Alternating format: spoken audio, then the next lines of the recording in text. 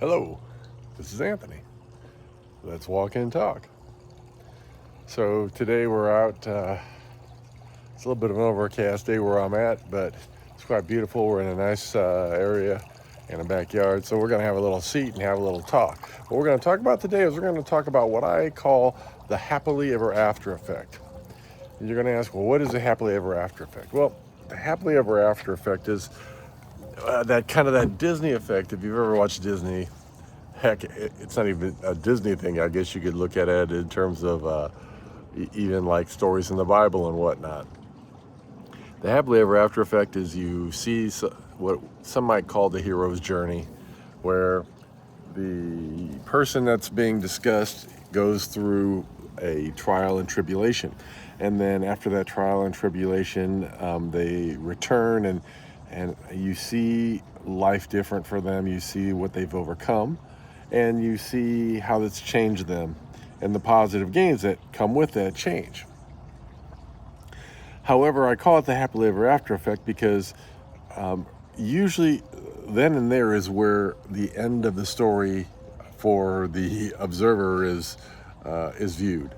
And when I say the end of the story, I mean seldom do we ever see follow-ups on the person's life. People just assume, oh, well, they went through this trial and tribulation, and in a lot of cases they met this partner and they lived happily ever after. The reality of the story is, in many cases, as many people know, much more than that. But as humans, we don't choose to continue to follow that person in the story because after the one big trial and tribulation that they go through, we like to believe that they've solved it all, that everything's been discovered and recovered, and life now is some special and romantic place in order for them to exist in, because it gives us hope. It gives the ego hope in terms of its journey to find peace. That, as if you've been on my channel long enough, you know that's just not possible. That the ego can never find peace on the journey, because once it reaches a point, it loses satisfaction quickly.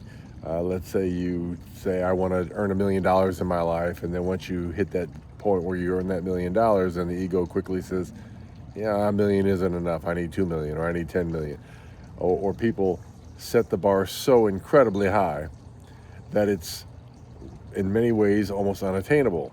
For instance, someone says, I want to be a billionaire, but they haven't invested the time and energy into understanding themselves, what value they bring, finance, and all the things that would require them to be in that top percentage of people who are capable or understand how to earn $1 billion.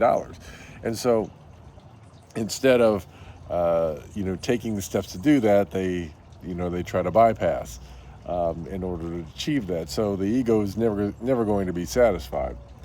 And so when you start looking at the happily ever after effect from that perspective, it becomes very easy to understand as to why this is so prevalent in a lot of stories that we begin to take on as stories that we want to embody. The issue, I think, in many cases is exactly that. There's a lack of understanding that just because someone goes through that hero's journey and they emerged unscathed or changed, what ends up happening is that's not the end of the story. Never is at the end of the story. Never is at the end of the trials and tribulations. There are all these others. Some people might suggest that those tribulations are to a less magnitude. Some might suggest that they are less important than what actually transformed the person. But if you start to understand this journey as a journey where it's a lifelong journey and it's constantly ongoing and evolving to evolve you and to help you to grow, you begin to understand that the magnitude of the catalyst that creates the change on the journey isn't the most important thing.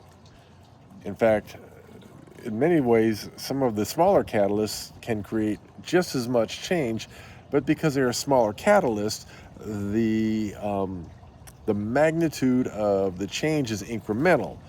And as we start to understand psychology and science, you begin to understand that actually is the easiest way for things like the brain to create new neural pathways in order for change to occur. But you see, people don't view that as in the effort that it's meant to. They don't view it in the value that it creates. What they do is they think, I need to make big changes. I need to make large changes in order to become this transformed person. When in reality, small changes in time, generally speaking, do more to change a person than the one big effort to make the change. You see, it's because when you start to make those small and incremental changes, not only from a science and a psychology perspective, where the neural pathways begin to change, so that those changes can not only be implemented but can remain. Those aren't thought of as sexy, because it takes time and it takes effort. But as you begin to understand self and grow, and you begin to trust the universe more and more, and you begin to trust the journey that you're on, and you understand that things are attracted to you, and that things generally that you chase are things that you find that, or you feel that internally you don't have, that you desire. And in some cases, that's not always a good or a healthy aspect of your life.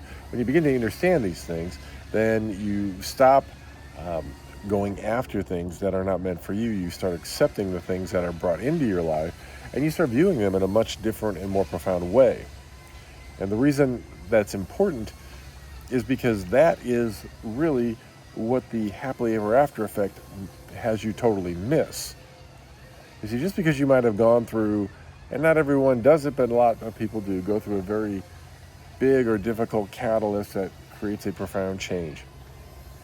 After that, the other little catalysts do just as much to continue to create growth, change, and evolution in your life as the one big one.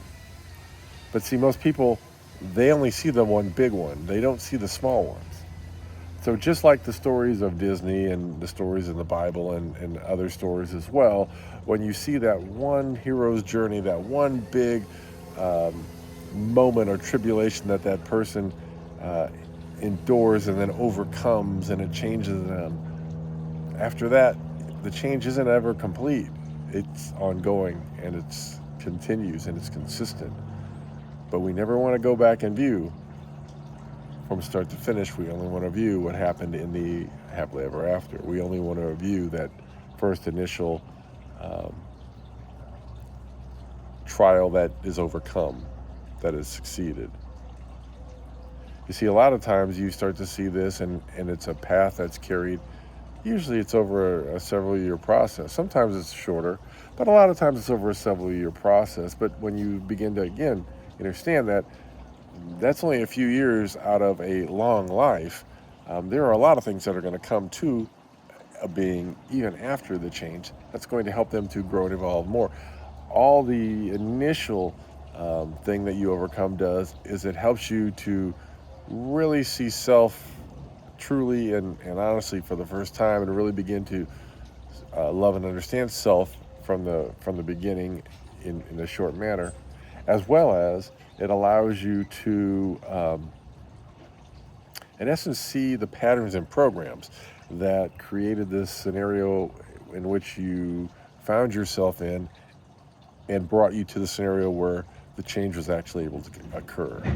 You see, once you begin to see these patterns and you see these repeating cycles, then the smaller, more incremental changes can be even more effective, because then you can take program from program, moment from moment, and you can start to adjust those and change those, which again creates more growth, evolution, and change in a more rapid manner than simply just having gone through one major trial and having to have experienced life from that perspective. So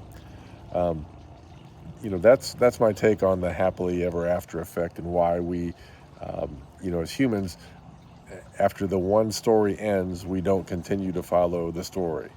After the one trial and tribulation is overcome, we choose to let the reader move on in their life and not follow anything additional that happens to a being as they continue their journey in life. But what say you? How do you feel about that?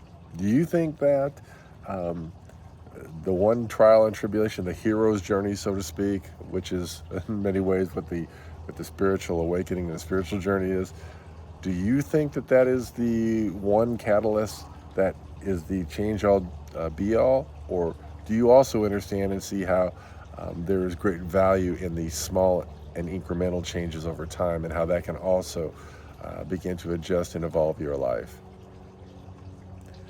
I'm curious as to what your thoughts are, but you now have mine. As always, if you enjoy this content, please like, share, and subscribe. I am truly grateful. Until I talk to you again, peace, love, light. I hope you have the most amazing day.